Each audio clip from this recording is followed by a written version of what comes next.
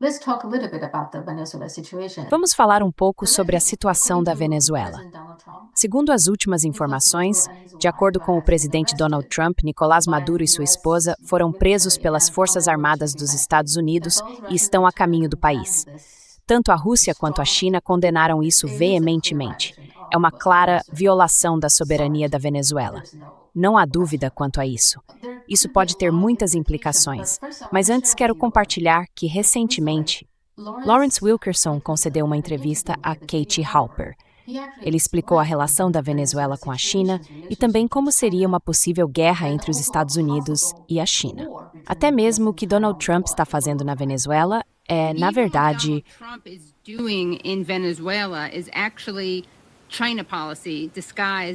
política para a China disfarçada de doutrina Monroe.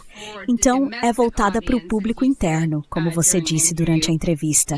Ele está dizendo ao público interno que isso tem a ver com o poder dos Estados Unidos e com dominar, basicamente, o nosso quintal, ou o jardim da frente, dependendo se você é trumpista ou bidenista. Mas, na verdade, isso tem a ver com a China. Você pode explicar melhor isso?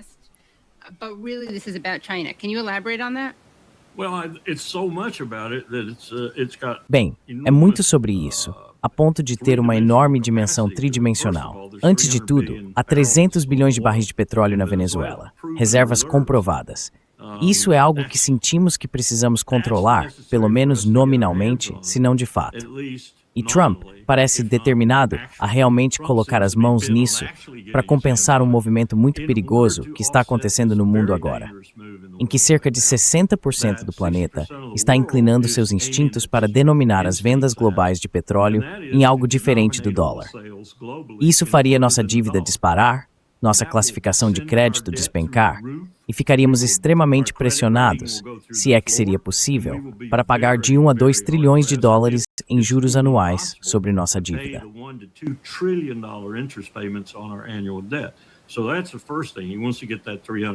Então essa é a primeira coisa.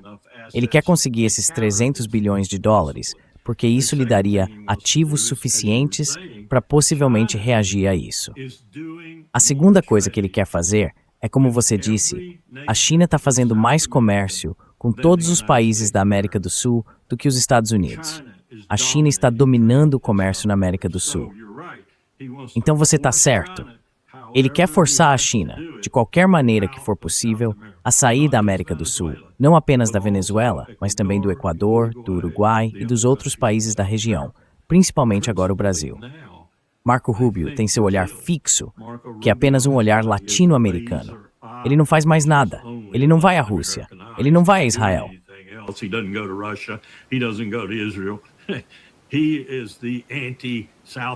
Ele é o cara anti-América do Sul dentro do governo. E está bem preparado para isso, porque odeia o continente. Ele odeia todo lugar. Odeia Cuba até a ponta da Terra do Fogo. Quer que tudo pertença aos Estados Unidos. Então ele tem essa postura, e tem ido até lá tentar conversar com líderes sul-americanos que você poderia chamar de direitistas. Quero dizer, no vocabulário dos líderes sul-americanos, eles não estão buscando socialismo. São como em Buenos Aires, dispostos a negociar com o Banco Mundial, dispostos a negociar com o FMI e assim por diante. Ele está lá tentando convencê-los a se livrar do Lula. Fez uma viagem à América do Sul apenas para tentar convencer as pessoas a se livrar do Lula.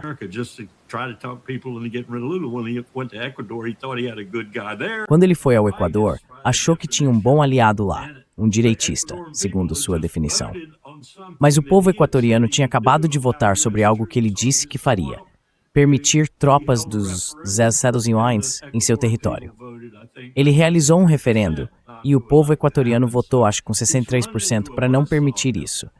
Então ele acabou se metendo uma enrascada por lá. E vai continuar batendo de frente, porque a China faz um trabalho melhor de atrair esses países economicamente do que nós. Queremos usar a velha técnica dos Estados Unidos, chegar nos aliar aos 5% mais ricos e prejudicar os outros 95%. Nós conseguimos o que queremos, eles conseguem o que querem, e tudo fica copacético.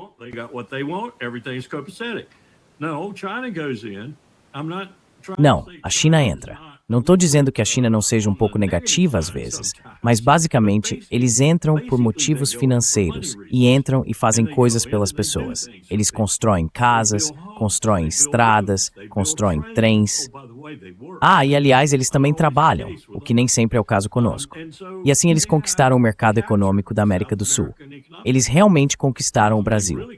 Por que conquistaram o Brasil tão incrivelmente rápido? Porque Trump entregou a soja ao Brasil.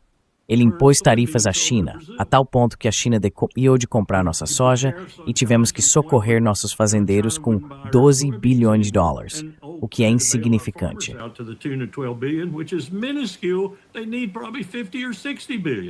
Eles provavelmente precisam de 50 ou 60 bilhões de dólares por causa do que ele fez. Toda a soja que ia para a China agora vem do Brasil, ou a maior parte dela. E então o terceiro motivo é que Trump quer que essa estratégia dele se concentre em razões políticas internas. Foi isso que ele disse ao MAGA: focar no hemisfério ocidental, na segurança e proteção interna dos Estados Unidos. Isso também combina com a ideia dele de colocar tropas em todas as cidades e tudo mais. O que ele realmente está fazendo é recuando, se retraindo, se desfazendo em grande parte da Europa, e é isso que está apavorando eles. E ele está dizendo, estou fazendo isso como parte da estratégia.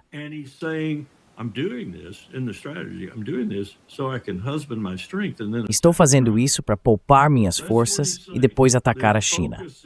É isso que ele está dizendo. O foco ainda é a China nessa estratégia, só que de forma indireta.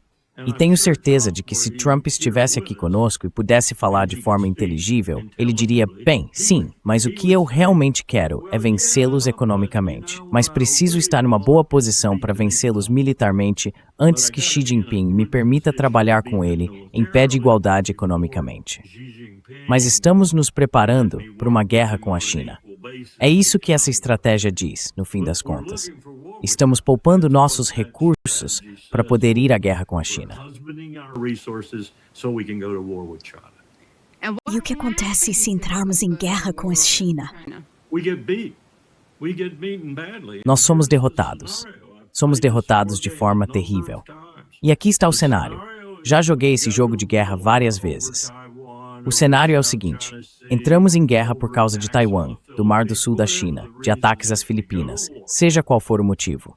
Entramos em guerra e nos desgastamos mutuamente, Força Aérea e Marinha, em cerca de 1/3 à metade. Em outras palavras, abatemos cerca de metade da Força Aérea da China. Afundamos cerca de metade da Marinha deles e eles fazem o mesmo conosco. Então ficamos ali olhando uns para os outros, muito desgastados, com muitas baixas. Um porta-aviões significa 5.000 americanos mortos. Eles afundariam 3 ou 4 porta-aviões.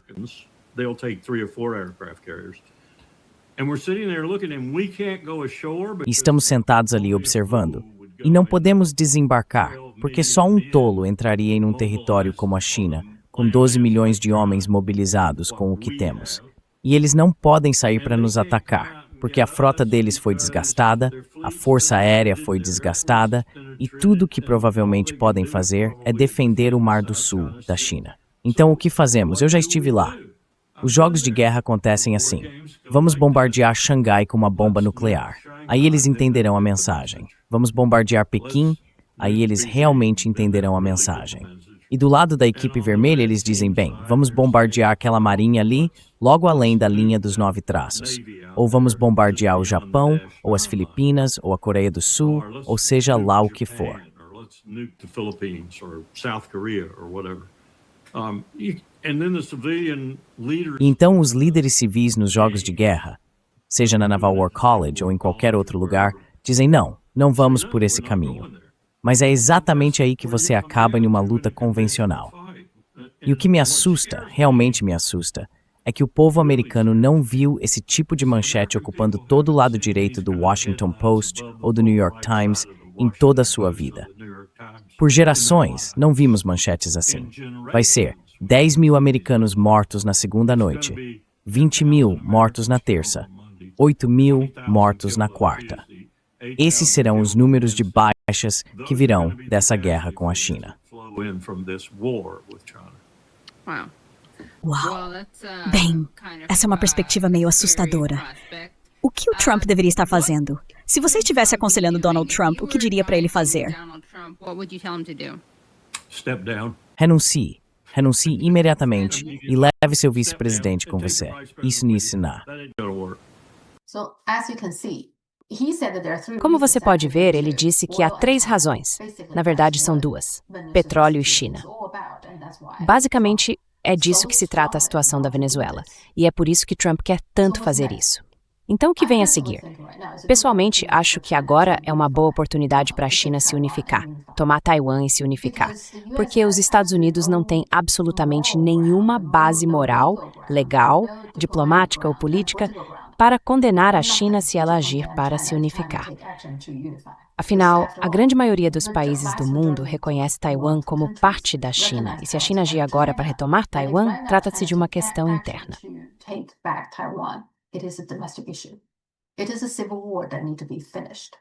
É uma guerra civil que precisa ser encerrada, precisa ser concluída, considerando que os Estados Unidos acabaram de fazer com a Venezuela, novamente um país soberano. Os Estados Unidos acabaram de invadir um país soberano e levaram seu líder. Isso deve ser condenado nos termos mais fortes possíveis. E se a China fizer algo internamente, realmente não há comparação. Se os Estados Unidos condenarem a China, será risível. Então, acho que esta é uma boa oportunidade e tenho certeza de que não sou o único que percebe isso. Vamos ver o que a China fará. Pelo que entendo, o motivo pelo qual a China ainda não retomou Taiwan pela força é principalmente porque eles sempre pensam no futuro.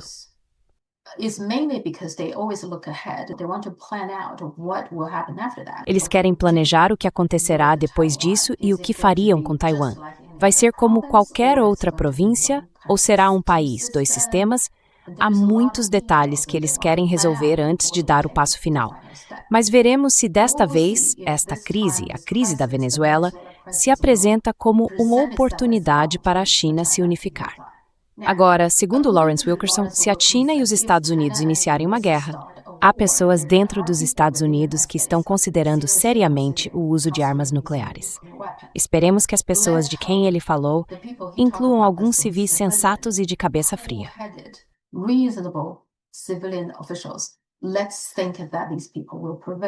Vamos torcer para que essas pessoas prevaleçam. Pessoalmente, acho que o melhor cenário seria os Estados Unidos não se envolverem de forma alguma. Quando a China agir para se unificar com Taiwan, os Estados Unidos poderiam muito bem simplesmente dizer: ok, isso é uma questão interna, isso não é um problema dos Estados Unidos, e vamos nos afastar. Esse seria o melhor cenário, mas pessoalmente não acho que isso vá acontecer. Os Estados Unidos terão forças dentro de sua elite política que acabarão se envolvendo de uma forma ou de outra. E segundo Lawrence Wilkerson, será uma guerra muito sangrenta e brutal. E quando esse tipo de notícia, esses números aparecerem na grande mídia dos Estados Unidos, o que isso significará? A opinião pública vai mudar?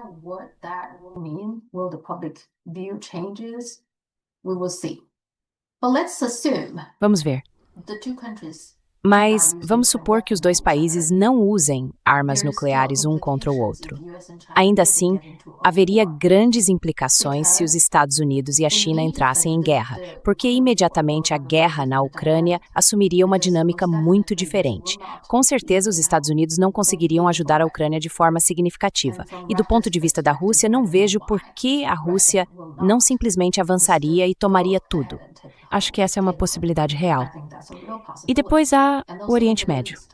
Neste momento, há agitação no Irã e também que no Iêmen existem diferentes facções e por trás de cada facção há outros países.